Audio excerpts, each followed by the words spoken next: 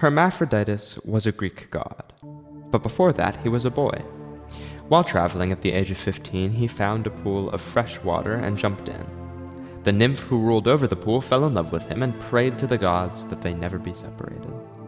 Thus, Hermaphroditus was created, an androgynous being worshipped by a small group of people on Cyprus. Their worshippers cross-dressed, with men dressing as women and vice versa, and they worshipped the moon. Looking back to the edge of our cultural memory, transgender people were there. Lily Elbe, trans woman, early recipient of gender reassignment surgery, and painter. She traveled around Italy and France with her wife at the time before settling in Paris and transitioning fully into a woman by taking the place of her wife's sister-in-law. She is famous for her paintings and for posing in her wife's well-known paintings.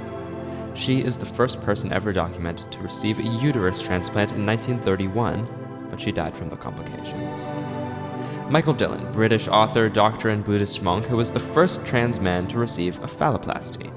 He wrote a book named Self, A Study in Ethics and Endocrinology, which was a groundbreaking work in the field of transgender medicine at the time.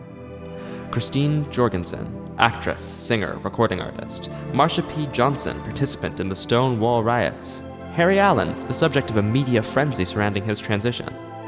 All of them were trans. Transgender people are not a new phenomenon. Since the earliest parts of recorded history, trans people have been there, popping up here and there in every place on Earth.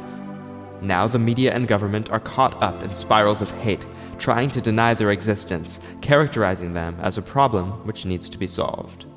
But transgender people are not a problem. We're here to stay. Here are 3 of our stories.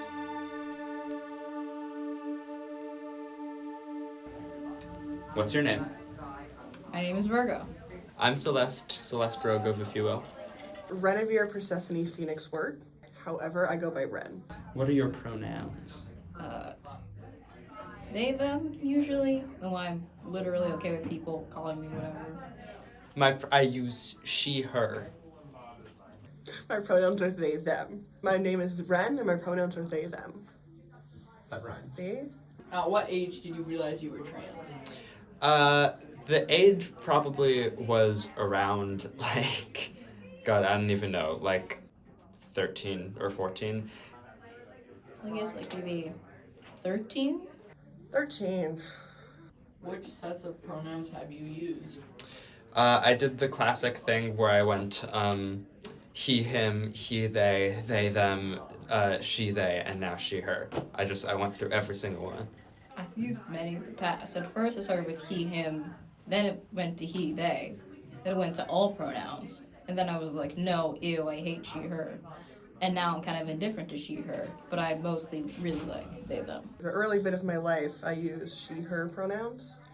But when I was 13, I started experimenting with they, she, they, the combination of the two. Before I was like, I'm just they, them. She's not for me.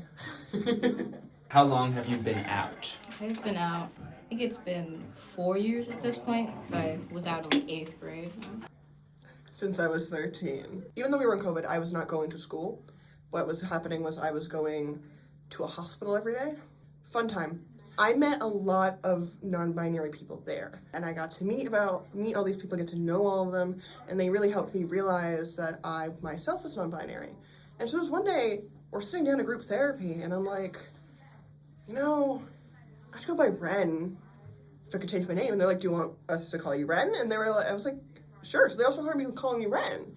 And it was great until I went home 2 days later to my mom. So the people at the hospital have been calling me Ren. Why? I asked them to. Are you asking me to call you Ren? I mean, if you want to, I'd really. Oh, I did a PowerPoint presentation for my family on what a demigirl was when great. I thought I was she, they.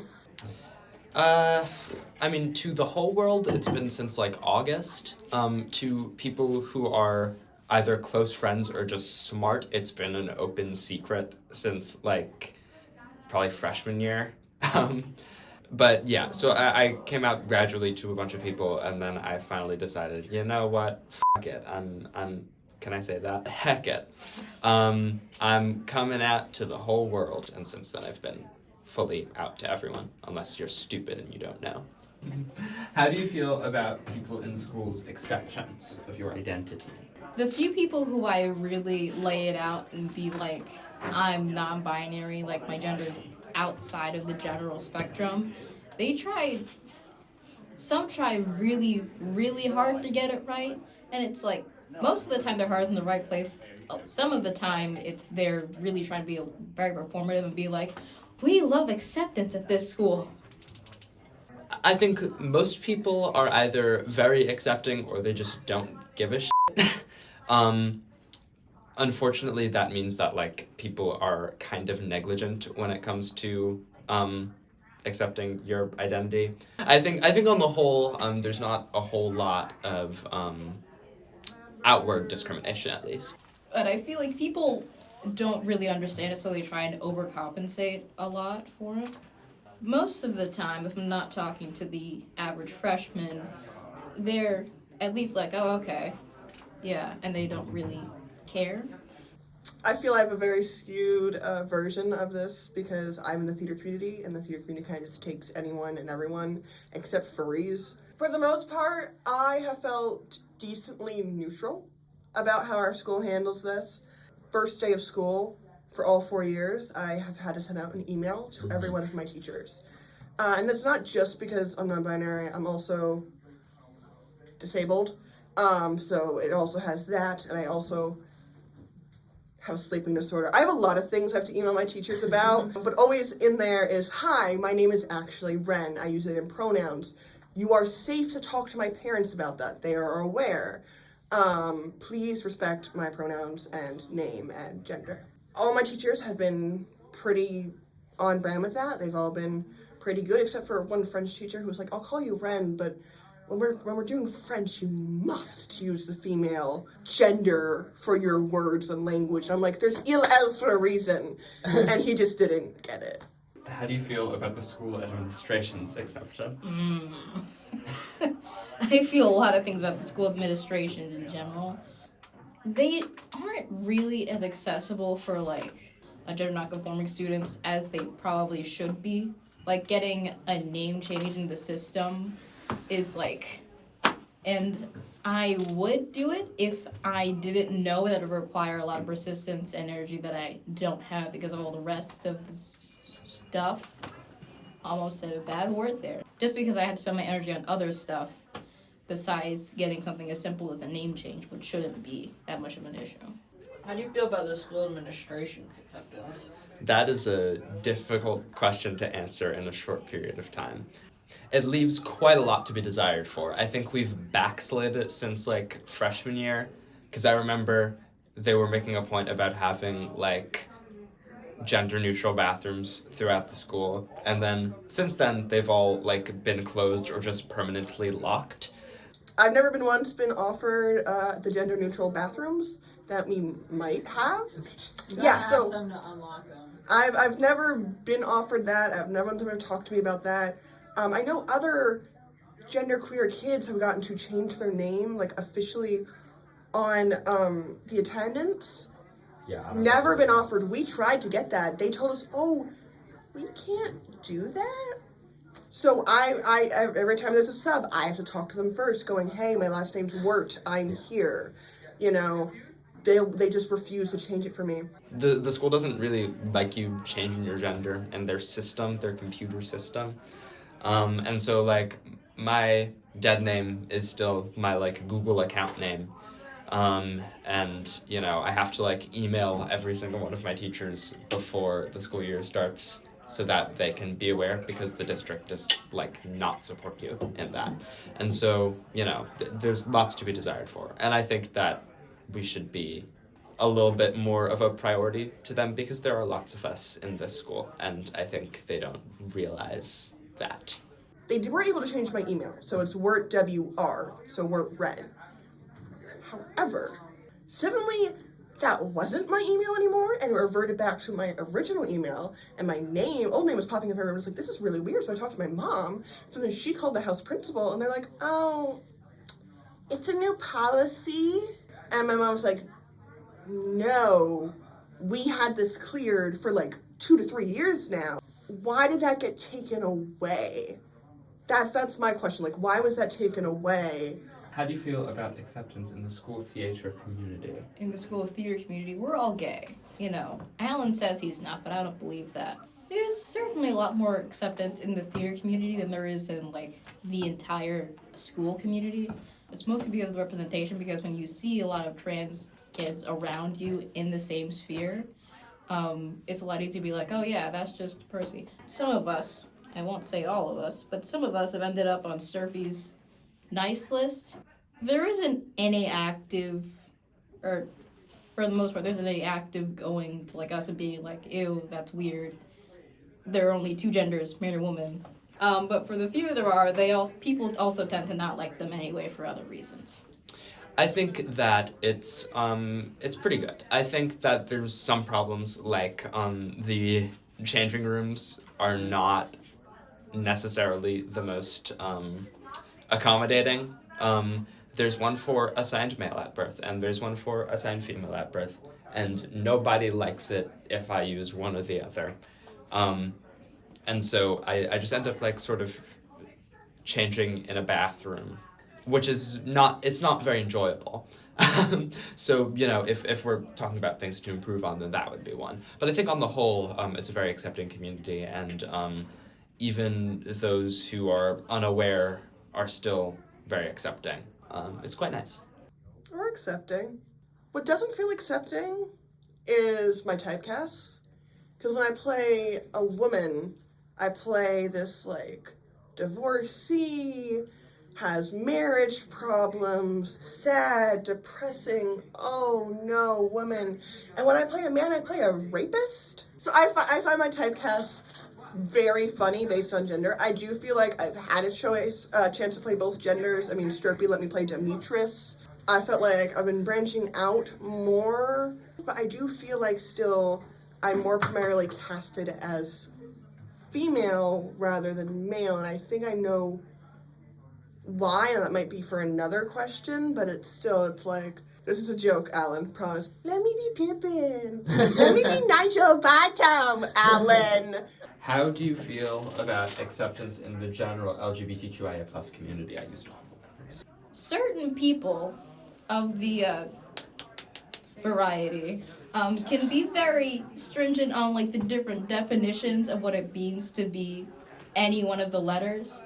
And I mean, there's also just like a general racism problem, especially when it comes to like people of color and them having a lot more open like sexualities and like gender identities. There's a little bit, I'll say a lot less acceptance towards them, at least in like the mainstream of within the community. I feel like for a community that's all about unity, we can be very decisive. There's a whole part of the community that's just like LGBTQIA, right? Oh, by the way, state for the camera, I am part of multiple parts of the LGBTQIA. I'm under the trans umbrella as non-binary, but I'm also a lesbian and asexual. I think that the LGBTQ community, IA+, is, there's a lot of not very nice individuals. You know, people get very offended about Lesbian Lex. Like, I know there's also this whole fight over, like, he/him lesbians. People blow it out of proportion. So far. Because in the end, it's just how a person's expressing themselves. And if, like, they're like, I'm a man, but I'm also a lesbian. It's like, okay, as long as you're not a cis man. Yeah. You know what?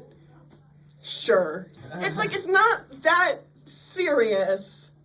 People always getting mad about, like, the way that people choose to identify themselves. I used to be one of them queers that just chose, like, a million different labels for themselves, just as, and I think that can be helpful for people who are trying to identify, like, who they are and, like, experimenting. But now I'm label-less. No labels. Except for, like, if you want to say I'm a transgender, okay.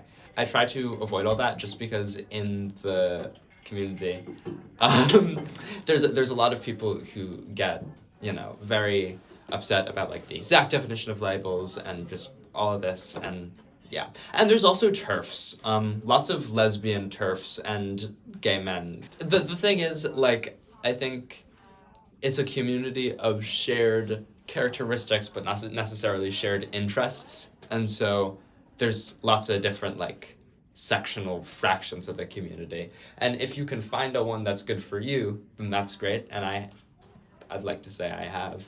But a lot of the time, just because you're trans doesn't make you not f***ing annoying. How do you feel about the Trump administration and government in general? I'm an arsonist. We're in a weird spot right now politically with our government, and I don't think the government's main objective right now is protecting its people, but rather furthering prejudice and discrimination. All right. So, I don't think he's nearly as smart as people give him credit for. Okay? People always say that Trump has this, like, gigantic agenda, which I only partially agree with. Like, he has an agenda to make more money while he's in office. And maybe, actually, he is probably very racist too, but, like, I don't think he has the smarts to really go too far in that racism without having all of his other people around him help him out with that. So, like, the administration is less dangerous because of Trump and more because of the people that Trump has around him. Especially Elon Musk. But Elon Musk isn't that smart either. This is what I feel. Fuck you. I don't like Trump very much. And you know, if you must know my political beliefs, I am a leftist, which means I'm not entirely pleased with what the Democrats are doing. But, you know, I think it would have been better if Miss Harris had won. Because I think just in general, despite me disagreeing with her on a lot of things, it's a lot less disagreements than with the other guys. And I think that her administration would have been quite a lot more respectful to individuals like me, if not supportive. And, you know, it does also all stupid shit, like not relating to trans people. Thank you. I really hated that the water was named after Mexico, and I think that it's great that it's named after America now. I have a lot of problems with them. I especially have a lot of problems with them, like, you support transgender women in sports? Well, I'm taking $60 million away from you. And of course there's, you know, striking gender and all that from, like, all of the scientific reports, which is, like, you know, probably not good. And I think it's censorship and therefore probably not great. And I'm trying to keep it a civilized discussion. If you, I'm speaking directly to the audience, if you would like to speak with me about this, I can be a lot more upset, but not right now. Thank you. I think there needs to be more LGBTQ people involved in the discussions, and more people that are involved in the community but might not necessarily be LGBTQ. So, for example, surgeons that do top and bottom surgery, they should be more involved in those discussions where we're legalizing or delegalizing those surgeries. The doctors that work with the prepubescent teens who administer hormone blockers and testosterone and estrogen, they should be allowed in the conversation because they're going to be the ones that actually know most about what this medical equipment is, and they're the ones that have worked with the teens who know that sometimes this is really life or death situations. Especially when it comes to, like, the medical front of transitioning, there's not a lot of discussion with the people who actually know the medical shit. And that's disappointing. I also forgot what the question was. The question was, how do you feel about the Trump administration and government in general, which I think... Oh, Trump. He thinks he's in control. But I don't think it's really him in control. I think he's really like this face and whatnot, but he's really just pushing the rhetoric that gets whispered in his ear by other conservatives.